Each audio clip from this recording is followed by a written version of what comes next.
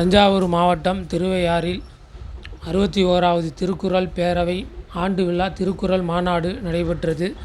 திருவையாறு தனியார் திருமண மண்டபத்தில் திருக்குறள் பேரவை 61வது ஆண்டு விழா திருக்குறள் மாநாடு வெகு விமர்சையாக நடைபெற்றன.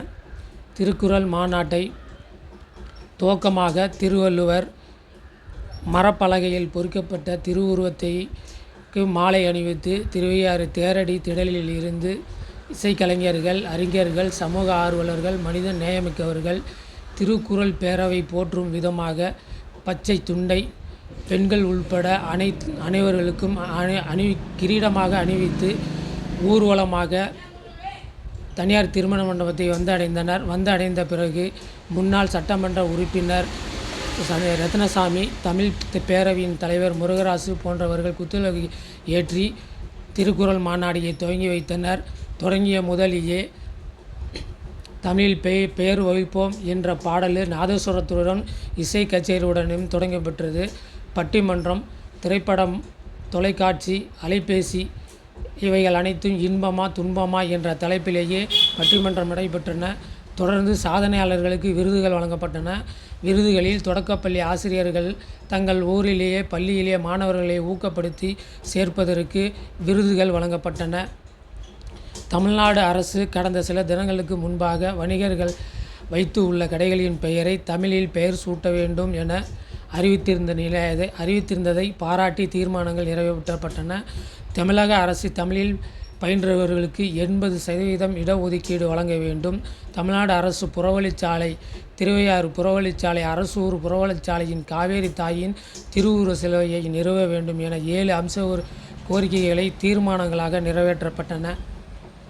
விழாவின் ஏற்பாடுகளை தமிழ் பேரவையின் தலைவரான முருகராசு மற்றும் தமிழ் பேரவையின் நிர்வாகிகள் வெகு சிறப்பாக செய்திருந்தனர்.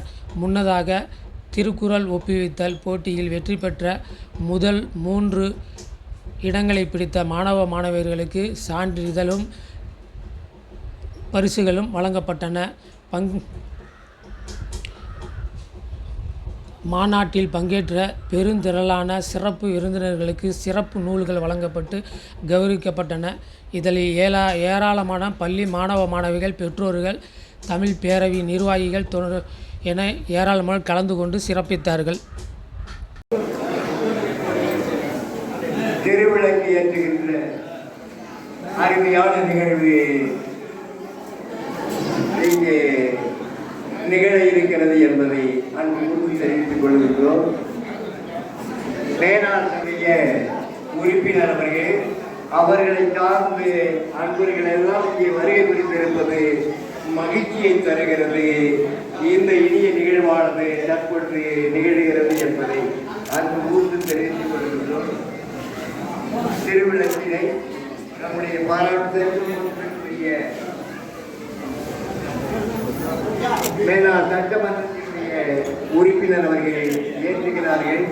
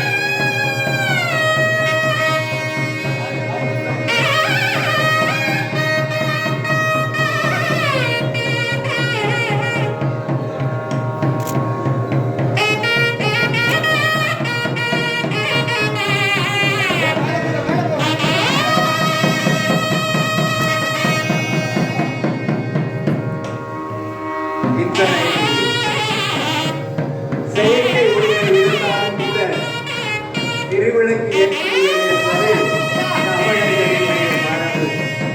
அந்த மரபினை போட்டிருக்கிறோம். இல்லக விளக்கது நீர் கழிப்பது, உள்ளக விளக்கது சோதி உள்ளது, மல்லக விளக்கது மலரும் காண்பது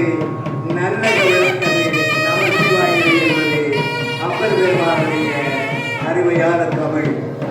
அந்த தமிழிலே நிலம், நீர், நெருப்பு, காற்று, ஆகாயம் என்று சொல்லக்கூடிய பஞ்சபூதமாக இறைவன் இருக்க வைக்க, மண்வளம் சுரக்க, மன்னன் கோன்முறை அரசு செய்க, உறவிலாத உயிர்கள் வாழ்க.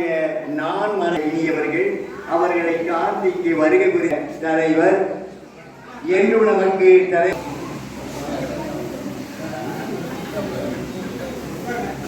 ஒன்றிய செயலாளர் அண்ணன் இளங்கோவன் அவர்களும், அண்ணன் ராஜராஜன் அவர்களும், அன்பு தம்பி சகோதரர் செந்தில்மணி அவர்களும், அண்ணன் செந்தில்குமார் அவர்களும் எப்பொழுதும் நம்மளோட தமிழ்பறை மாநாட்டில் கலந்து சிறப்பிப்பாங்க. அதே போல அவர்கள் இந்த மாநாட்டிலும் வந்து சிறப்பித்ததற்கு தமிழ்பறைகள் சார்பாக எனது மனமார்ந்த நிலையை தெரிவித்துக் கொள்கிறேன். நமது தமிழ்பேரவை தொடர்ந்து மாதம் திங்கள் கூட்டம் நடத்துகிறோம். ஐயாவுக்கு தெரியும், செந்தில்மணி சகோதரருக்கு தெரியும். மாதம் விடாமல் திங்கள் கூட்டம், கருத்தரங்கம், கவியரங்கம், பட்டிமன்றம், குழந்தைகளுக்கு ஒரு 3 பள்ளிக்கூடத்து குழந்தைகளுக்கு நாங்கள் பரிசு கொடுப்போம். திருக்குறள் ஒப்பித்தல், பேச்சு போட்டி இதெல்லாம் நடத்தி விடாமல் நடத்திருக்கோம். விடாமல் நடத்துறதுக்கு என்ன காரணம்னா, நிறுவனர் ஐயா எம்எல்ஏ அவர் தெரியும். நிறுவனர் 1960 வழக்கறிஞர் ஆகி 65 இந்த தமிழ் பேரவையை துவக்கி அவரும் தொடர்ந்து நடத்திட்டு வந்தார். எதனால நாங்களும் விடாமல் நடத்துகிறோம்னாக்க, ஐயா உறுதிமொழி, அண்ணன் துன்போசுக்கெல்லாம் தெரியும். மருத்துவமனையில் அறுவை சிகிச்சை செய்து அப்படியே நாங்கள் தூக்கிட்டு திங்கள் கூட்டத்தை நடத்தினார். திங்கள் கூட்டத்தை நடத்திட்டு போவார் விடாமல். அதே மாதிரி சாயந்தரம் 5 மணிக்கு ஆரம்பிச்சுடுவார். இப்போ இது மாதிரி தாமதம் இருக்காது. கண்ணாடி அண்ணன் மட்டும் உட்காந்துருப்பாரு. நாங்கள் 4 பேர் இருக்கணும். மணி ஆச்சு, 5 மணி ஆச்சு, ஆரம்பியா அப்படிப்பாரு. ஆள் வச்சுருப்பாரு கண்ணாடி. நான் சொல்கிறேன் ஆரம்பியா அப்படிப்பாரு. இப்போ கண்ணாடி சென்று வைக்க பிடிச்சி அவர் பாட்டு பேசிட்டு இருப்பார். அவரும் நல்லா அருமையாக உறுதிமொழி ஐயா மாதிரி ஒரு மழை திறந்த வெள்ளம் போட்டு பேசுவார். நமக்கு தமிழ் பற்று இருந்தாலும் நிறுவனங்கள் அதை தொடர்ந்து இடைவிடாது மழை பெய்ஞ்சாலும் நடக்கும் கூட்டம். 3வது ஞாயிற்றுக்கிழமை சீனிவாசன கோயிலில் கூட்டம் நடக்கும். அதனால் அவங்க அழைப்புகள் வாங்கிட்டு போயிடுங்க. உங்களுக்கு தெரியும், நடக்கிறது தெரியல அப்படின்னு சொல்லுவார் நிறுவனர் ஐயா. அதனால் இந்த நிகழ்வுக்கு வருகிறதுக்குள்ள பெரம்பலூர்ல தான் வந்துருக்காங்க. அண்ணன் செல்லப்பணியன், அண்ணன் ஐயா தேனரசன் ஐயா, ஐயா அரங்கநாதன் ஐயா, அண்ணன் தமிழ் பேரவை பொறுப்பாளர்கள் அனைவருக்கும் எனது நம்ம தமிழ் பேரவை சார்பாக வணக்கத்தையும் அவருக்கு நன்றியையும் தெரிவித்துக்கிறேன். இன்றைய நிகழ்வில் மாலையில் பட்டாமளிப்பு விழா இருக்கு. அது முக்கியமாக தங்க சண்முகசுந்தரம் ஐயா இருக்கிறாங்க. அவங்க இயற்கை மரபின் மைந்தனவர். அவர் தான் நமக்கெல்லாம் அந்த பரிவட்டம் கட்டி இந்த பரிவட்டம் கட்டணும். நம்ம ஏற்கனவே தேவையிலேருந்து உட்கொள்ள மாதிரி வந்தோம் 2 ஆண்டுகளுக்கு முன்பு. அதே மாதிரி நம்ம செய்யணும் அப்படின்னு சொல்லி வலியுறுத்தி இது பண்ணாங்க. அதனால உங்களோட நிகழ்ச்சியில் ஒரு மாற்றம் ஏற்பட்டுச்சு. நான் ஐயாவை காக்க வச்சுக்க மாட்டோம். அந்த வகையில் அவருக்கும், அவரை சார்ந்த தோழர்களுக்கும், அவர் குடும்பத்தினருக்கும், நமது தமிழ் பேரவை பொறுப்பாளர்களுக்கும், தமிழ் சார்ந்தவர்களுக்கும், பள்ளி மாணவர்களுக்கும், அவர் பெற்றோர்களுக்கும் எனது மனமார்ந்த நன்றியை வாழ்த்துக்கள் தெரிவித்து அடுத்தபடியாக இந்த நிகழ்வில் வரவேற்புரையாக ஆர்மிச்சோட பொதுச்செயலாளர் வெல்போஸ்கா அவர்களை நம்புடன் அழைக்கிறேன். தொடர்ந்து இந்த தமிழ் பேரவை மாநாட்டிற்கு தொடக்க விழா நிகழ்ச்சியை சிறப்பாக தொடங்கி வைத்து நடத்தி கொண்டிருக்கின்ற எங்களுடைய அருமை தலைவர், அருமை அண்ணன் முன்னாள் திருவையாறு சட்டமன்ற உறுப்பினர் ரத்தனசாமி அவர்களை உங்கள் அனைவரின் சார்பாக உங்கள் கருவறையோடு வருக என வரவேற்பதில் பெருமை தருகிறேன். அவரோடு இணைந்து முன்னாள் ஊராட்சி ஒன்றிய அருமை அண்ணன் இளங்கோவன் அவர்களையும் உங்கள் அனைவரின் சார்பாக கருவறையோடு வருக என வரவேற்பதில் பெருமை தருகிறேன். அவரை தொடர்ந்து நம்முடைய பாரதி குடும்பத்தினுடைய நிறுவனர் அருமை சகோதரர் ராஜராஜன் அவர்களை உங்கள் அறிவினை சார்பாக கருவறையோடு வருக என வரவேற்பதில் பெருமை தருகிறேன். நம்மளுடைய திருவையாறு பேரூராட்சியினுடைய முன்னாள் பெருந்தலைவர் பசுமை நாயகன் அருமை சகோதரர், இந்த தமிழ் பேரவையினுடைய காப்பாளர் அருமை நண்பர் செந்தில்மணி அவர்களை உங்கள் அனைவரின் சார்பாக கருவறையோடு வருக என வரவேற்கிறேன். இந்த விழாவிற்கு வருகை சென்றிருக்கின்ற சான்றோர் பெருமக்களையும், தமிழ் பேரனுடைய நிர்வாகிகளையும் மற்றும் இங்கு நம்மளுடைய சிறப்பாக இன்றைக்கு ஒரு நிகழ்வு சிறப்பாக கிட்டத்தட்ட ஒரு 6-7 ஆண்டுகளுக்கு முன்பதாக எங்களுக்கு ஞாபகம் இருக்கிறது. தேரணியிலிருந்து ஒரு ஊர்வலத்தை நாங்கள் நடத்தினோம். ஆனால் அருமை நண்பர் செந்தில்குமார் அவர்கள் இன்று அது மாதிரி செய்ய வேண்டும் என்று காலையில் ஒரு 10 மணிக்கு தான் இதை முடிவு பண்ணோம். உடனே ஆட்டோ வாகனங்கள் மூலமாக நிறைய போய் சிறப்பான ஒரு திருவையாக திரும்பி பார்க்கிற அளவுக்கு திருவள்ளுவருக்கு ஒரு மாநாடு அப்படிங்கிற ஒரு அருமை நண்பர் சந்திரகுமார் சண்முகம் அவர்களையும் வருக வருக என வரவேற்கிறேன். நம்மளுடைய முன்னாள் கூட்டுறவுடைய தலைவர் ஒரு கலர் ட்ரெஸ் போட்டு பின்னாடி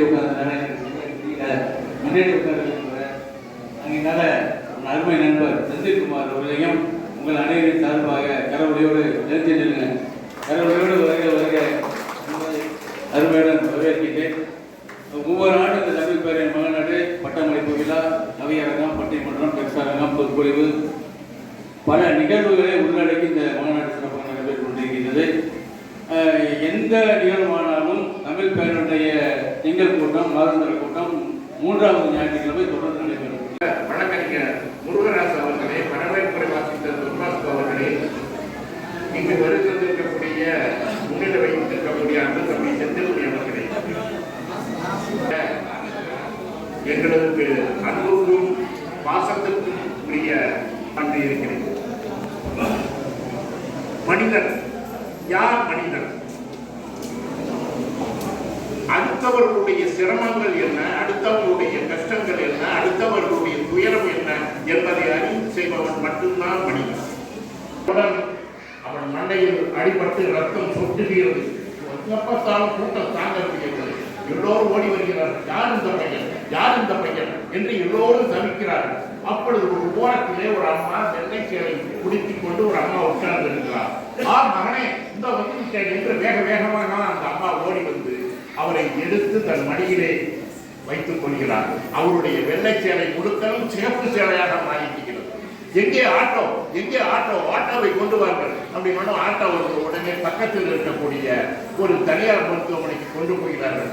அங்க போனோன்னு அவன் மிகவும் ஆபத்தான நிலையில இருக்கிறான்னு சொல்லி அவசர பிரிவில் சேர்க்கப்படுகிறது. உடனே அவசர பிரிவில் இருக்கிற டாக்டர் உடனே மருந்து எழுதி கொடுக்கிறார். மருந்து மாத்திரை எழுதி கொடுத்து உடனே வாங்குவார்கள். இந்த அம்மா மருந்து கடைக்கு ஓடி போய் மருந்து சீட்டை கொடுக்குறாங்க. மருந்து சீட்டை கொடுத்தா அதை பார்த்துட்டு உடனே மருந்து மாத்திரை எல்லாத்தையும் எடுத்து டேபிளில் வைத்து விட்டு அம்மா 8500 ரூபாய் ஆகிறது என்று கடைக்காரன் சொல்றார். உடனே இந்த அம்மா கையில் பணம் இல்லை, என்ன செய்வது? உடனே தன் காவிலே இருக்கக்கூடிய தோட்டை எடுத்து கீழே வைத்து எடுத்துக்கொள்ளுங்களோட அந்த கடைக்காரனுக்கு சந்தேகம். ஏன்னா தோட்டை கொடுத்துட்டு அது கவரிங்கோ என்னமோ தெரியவில்லையே என்று யோசிக்கிறார். யோசிக்கும் போது ஒரு செல்போனை கொடுத்தாங்க. அந்த அம்மா அதை பற்றி யோசிக்கவே இல்லை. உடனே செல்போனை குடிச்சுட்டு அப்படியே அந்த மருந்து மாத்திரைகளை அண்டிக்கொண்டு நேரம் ஓடி போய் அந்த அவசர பிரிவு டாக்டர்கிட்ட கொடுத்த உடனே அவசர பிரிவு டாக்டர்களை சிகிச்சை நடக்கிறது. ஒரு மணி நேரம் ஆகிவிடுகிறது. அவன் கண் விழிக்கிறான். இப்படி நடந்து கொண்டிருக்கும் போது மருந்து கடைக்காரனுக்கு பில்லு போடணும். பில்லு போட்டால் ஒரு நோயாளி உயிரோடு இருந்தால் ஒரு பில்லு, அல்லது மரணம் அடைந்து விட்டால் ஒரு பில்லு. என்னன்னு தெரிந்து கொண்டு மருத்துவமனைக்கு செல்கிறார். மருத்துவமனைக்கு போகணும்னா அங்கே இருக்கக்கூடிய செவிலியரை பார்த்து இப்பொழுது அவசரமாக ஒரு பையனை கொண்டாந்து கேட்டாங்களே, அவர் எப்படி இருக்கிறார்? மிகவும் ஆபத்தான நிலையில் இருந்தார். நல்ல வேலை அந்த அம்மா ஓடி வந்ததுனால நிச்சயமாக நாங்கள் காப்பாற்றி விட்டோம். இப்பொழுது உள்ளார படுத்திருக்கிறார். மெதுவாக கதவை திறக்கிறார். அங்கே ஸ்கிரீன் இருக்கு. அந்த ஸ்கிரீனை விளக்கிறார். உள்ளாரை படுத்திருப்பது யார் என்றால் இந்த மருந்துக்காரருடைய மகன் படுத்திருக்கிறார். இவர் தூக்கி வாரி போடுகிறது.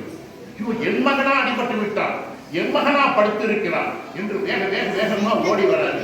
எங்கே அந்த அம்மா, எங்கே அந்த அம்மா என்று தேடும் பொழுது ரத்தமா படிந்த அந்த சேலையோடு தலைவிரியோடு கையிலே ஜபமாலையோடு அந்த அம்மா உட்கார்ந்துருக்காங்க. ஓடி போய் அந்த அம்மாவுடைய காலை பிடித்துக் கொண்டு, அம்மா நீ காப்பாற்றிய என் மகனை காப்பாற்றினாய், என் மகனை காப்பாற்றுவதற்காக என் கடைக்கு வந்தாய், என் மகனை காப்பாற்றுவதற்காக உனது நகையை கலட்டி கொடுத்தாய், என் மகனை காப்பாற்றுவதற்காகவா உனது செல்போனை எடுத்து கொடுத்தாய் அம்மா என்று அவர் கதறுகிறார். அப்ப அந்த அம்மா அந்த மனிதனுடைய மெடிக்கல் ஷாப் உரிமையாளருடைய மகனுடைய தலையை தடவிக்கொண்டு உனக்காகவும் நான் பிரார்த்தனை செய்கிறேன் என்று சொன்னார். வாழும் செத்து பிழைப்பானான், வாழும் போது இருக்கும்போது பேரை நாட்டி இருப்பவர்கள் மனிதனால். பிறருக்காக கண்ணீரும் பிறருக்காக சென்னீரும் யார் கொடுக்கிறார்களோ அவர்களே மனிதன். அப்படித்தான் இந்த தமிழ் பேரவை கூட்டத்தை மாதம் நடத்தி கொண்டு மிக அற்புதமாக திருவிழா போல ஆண்டுதோடு நடத்தி கொண்டிருக்கிறார்கள். அவர்களுக்கு என்பது மனமார்ந்த நன்றியை தெரியும். தன்னம்பிக்கை பற்றி வள்ளுவர் சொல்லுவார். யாராவது தன்னம்பிக்கை என்றால் என்னவென்று சொன்னால் உடனே தெய்வத்தால் ஆகாதையும் முயற்சி தான் நெய்வல்.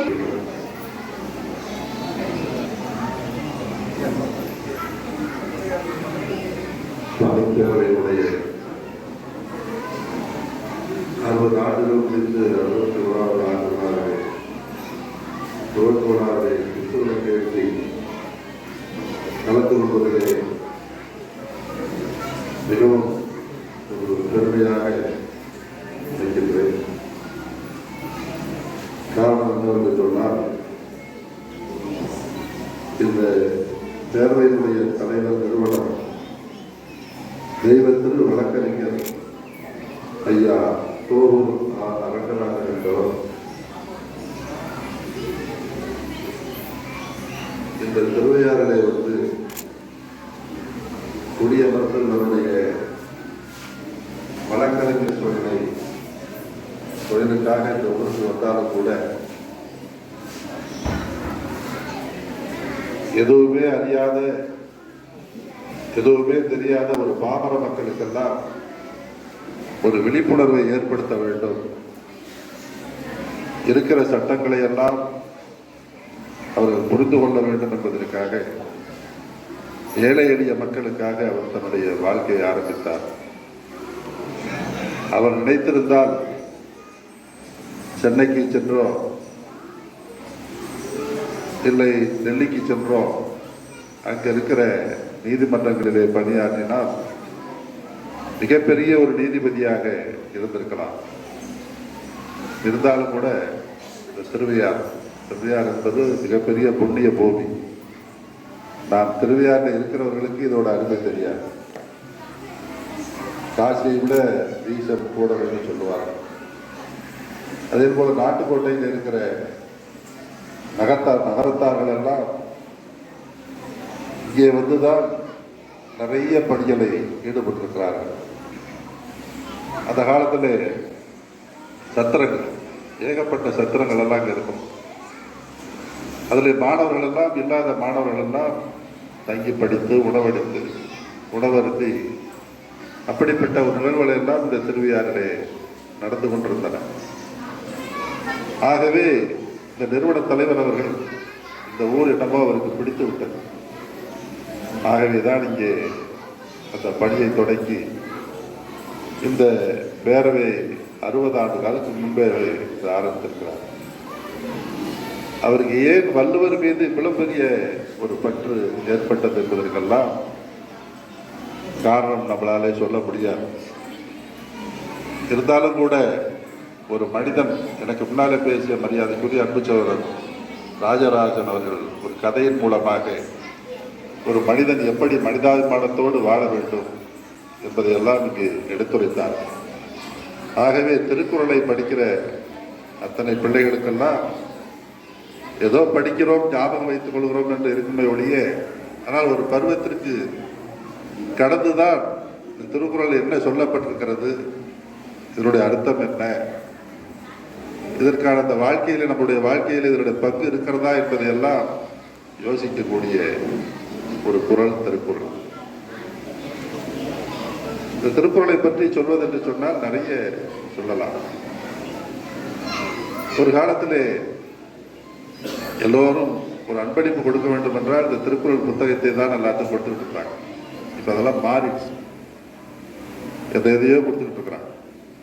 ஆகவே இந்த விழாவிலே கலந்து கொள்வதிலே எங்களுக்கெல்லாம் மிகப்பெரிய பெருமை. இதற்கான அடுத்தாபோல் ஒரு புத்தக வெளியீட்டு விழா இருக்கிறது என்று என்னை சொல்லுகிற பொழுது சொன்னார்கள். இருந்தாலும் கூட அதில் கலந்து கொள்வதை விட இதிலே கலந்து கொள்வதிலே தான் எனக்கு மிகப்பெரிய ஒரு சந்தோஷம். தன்னுடைய தகப்பனார் விட்டு சென்ற பணியை யாரும் அப்பா செஞ்சதை பிள்ளையை செய்யறதுலாம் ரொம்ப கஷ்டம். அப்பாரே மறந்துடுறாங்க, அப்பா நடந்ததை செய்யறதா இருக்கு. அப்படிப்பட்ட நிகழ்வை மரியாதைக்குரிய அன்பு சகோதரர் வழக்கறிஞர் அரங்க முருகராஜ் அவர்கள் இதை தொடர்ந்து செய்து கொண்டிருக்கிறார்கள். நான் 2011 சட்டமன்ற உறுப்பினராக இந்த திருவையாற்றிலே தேர்ந்தெடுக்கப்பட்ட அந்த காலத்தில் இருந்து ஒவ்வொரு ஆண்டும் இந்த கலந்து கொள்வதிலே எனக்கு ஒரு மிகப்பெரிய வாய்ப்பு கிடைத்திருக்கிறது. அதை நான் சொன்னேன். அதே போல இந்த விழாவிலே நாங்கள் கலந்து கொண்டுள்ள பொழுதெல்லாம் அண்ணா திராவிட முன்னேற்ற கழகத்தில் இருக்கிற அத்தனை நண்பர்களும் இதில் வந்து கலந்து கொள்வார்கள். நான் இதுவரையிலே இந்த கிட்டத்தட்ட ஒரு 10-15 ஆண்டுகளிலே இல்லாத ஒரு சிறப்பு இந்த விழாவிற்கு இந்த அரங்கு நிறைந்திருக்கிறது. ஊர்வலமாக வருகிற பொழுதெல்லாம் இந்த காட்சியை பார்த்தோம். ஆகவே இந்த பேரவை என்பது வளர்ச்சியை நோக்கி சென்று கொண்டிருக்கிறது. இது ஒரு நிறுவனம் அல்ல. வளர்ந்தால் லாபம் கிடைக்கும், பணம் வரும் என்பதெல்லாம் அல்ல. மனிதநேயம், மனிதநேயை கற்றுக்கொண்டு பல மனிதர்களுக்கு சொல்லிக் கொடுக்கக்கூடிய ஒரு குரல் திருக்குறள். அதனை பரப்புவதற்காக, அதனை நடைமுறைப்படுத்துவதற்காக நீங்கள் எல்லாம் இங்கே வந்து அமர்ந்திருக்கிறீர்கள். எனக்கு பின்னாலே நிறைய திருக்குறளை பற்றியெல்லாம் பேசுவதற்கு இங்கே நிறைய இருக்கிறார்கள். ஆகவே இந்த விழாவிலே வரவேற்று சென்றிருக்கின்ற மரியாதைக்குரிய அன்பு சகோதரர் சேவை செம்மல் தென் பாஸ்கோ அவர்களே, காப்பாளர் தமிழ் பேருடைய முன்னாள் பேரூராட்சி தலைவர் செந்தில்மணி அவர்களே, அகவை முதிர்ந்த தமிழறிஞர் உறுதிமொழி ஐயா மா கோவிந்தராஜ் அவரை எனக்கு ரொம்ப பிடிக்கும். அவங்க ஒரு திருப்பத்தூர், அந்த பள்ளிக்கு ஆண்டுதோறும் செல்வேன். அப்பொழுது இவருடைய குரலை கேட்டாலே நான் வீதியிலே காரிலே போனால் கூட ஐயா அவர்கள் தான் உரையாற்றுகிறார் என்று சொல்லுவேன். நிறைய ஒரு மனிதன் இருக்கிற பொழுது அவருடைய அருமை தெரியாது. ஆகவே ஐயா கோவிந்தராஜ் அவர்கள் பேசினால் கேட்டுக்கொண்டே இருக்கலாம். அப்படிப்பட்ட மிகச்சிறந்த அவை முதிர்ந்த தமிழறிஞர் என்ற வார்த்தை மிகவும் பொருத்தமான ஒன்று. ஆகவே அவர்களையும் வணங்குகிறேன். அடுத்தபடியாக திருவையார் ஒன்றியத்தினுடைய துணை பெரும் தலைவரும் முன்னாள் நிலவள வங்கி தலைவரும் எங்களது ஒன்றிய கழக செயலாளர் இளங்கோவன் அவர்களே, கிராம கூட்டுறவு வங்கியினுடைய தலைவர் அன்பு சோழர் செந்தில்குமார் அவர்களே, எனக்கு முன்னாலே பேசிய அன்பு சோழர் காப்பாளர் பாரதி இயக்கத்துடைய காப்பாளர் ராஜராஜன் அவர்களே, மற்றும் இந்த விழாவிலே கலந்து கொண்டிருக்கிற இலங்கை கவிஞர் கா வெற்றி கணேசன் அவர்களே, தெளிவாக சொன்னார்கள். அறிவினால் ஆவது உண்டோ, விருதின் நோய் தன்னோய் போல் போட்டாக்கடை என்பது வள்ளுவர் பேராசாருடைய அருமையான கருத்து. அப்படித்தான் நம்முடைய ராஜராஜன் அவர்கள் அழகான ஒரு சேர்ந்து வாங்க. நான் முன்னாடி அண்ணா நான் அப்படியே போறேன். விழாவானது தற்பொழுது நிகழ்கிறது. ராஜு நான் அப்படியே அண்ணா. நம்மளுடைய சிறப்பு விருந்தினர்களுக்கு மரியாதை செய்யும் விதமாக புத்தகம் வழங்கப்படுகின்றது. அப்படியே பிடிச்சா அப்படியே ஓகே.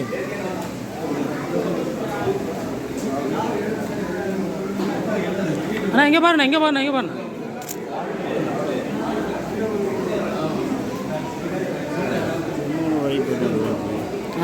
தங்க சண்முகம் விருது கொடுத்தா சரி. வீடியோ ஃபோட்டோ வீடியோ ஒரு ஃபோட்டோ தேரோட்ட விழாவிலே சிறப்பாக எங்களுடைய பணியாற்றிய எங்களுடைய அனைத்து வியாபாரிகள் சங்கத்தினுடைய சட்ட ஆலோசகர் நம்மளுடைய வழக்கறிஞர் ஆரம்பராஜ் ஆகிய இந்த விழாவில் சிறப்பாக எங்களோடு ஒத்துழைப்பு செய்து நல்ல உதவி செய்து சிறப்பாக பணி செய்த எங்களுடைய மரியாதைக்குரிய ஐயர் சிவகுமார் அவர்களையும் சீனிவாச ஐயர் அவர்களையும் மேடைக்கு வருமாறு அன்போடு கேட்டுக்கொள்கின்றோம். அவர்களுக்கு நம்மளுடைய சட்டமன்ற உறுப்பினர் அவர்கள் சார்பாக அன்னைக்கு யாரும் சிறப்பினர் யாரும் வரவில்லை, அதனால் அவர்களுக்கு மரியாதை செய்ய இயலாத ஒரு சூழ்நிலை. ஆகவே இந்த நிகழ்வில் அவர்களுக்கு மரியாதை செய்ய அன்போடு அழைக்கின்றோம்.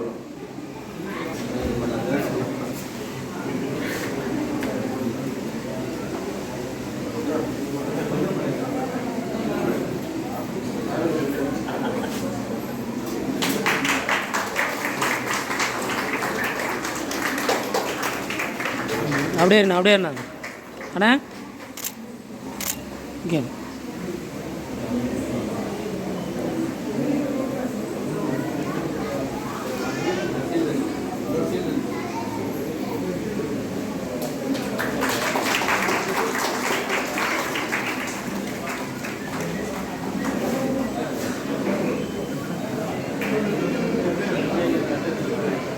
கொஞ்ச நாள் அவர் அண்ணனுக்கு தெரியட்டும்.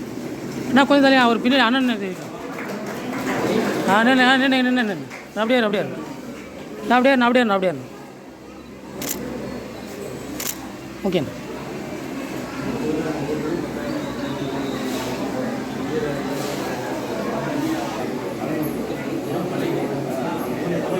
அவர்களை அங்கு கூர்ந்து மேடைக்கு அழைத்து நாங்கள் விரும்பி கொள்கிறோம்.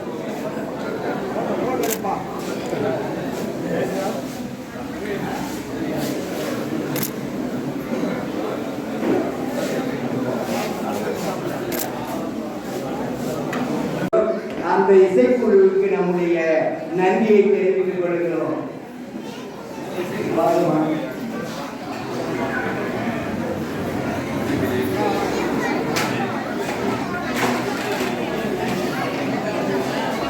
இங்கே மழை நீர் சுத்திகரிக்கப்பட்ட தூய்மைப்படுத்தப்பட்ட மழை நீரை கொண்டு நடந்திருக்கிறார்கள்.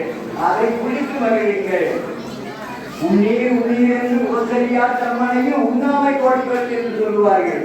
அதை போல பருகுவதற்கு நீர் வேண்டும். அது உயிர் காத்திருக்கிறார்கள். தற்பொழுது ஆடற்கலையானது நடராச பெருமானுடைய ஆடற்கலையானது இங்கு சிறப்பாக நிகழ்கிறது.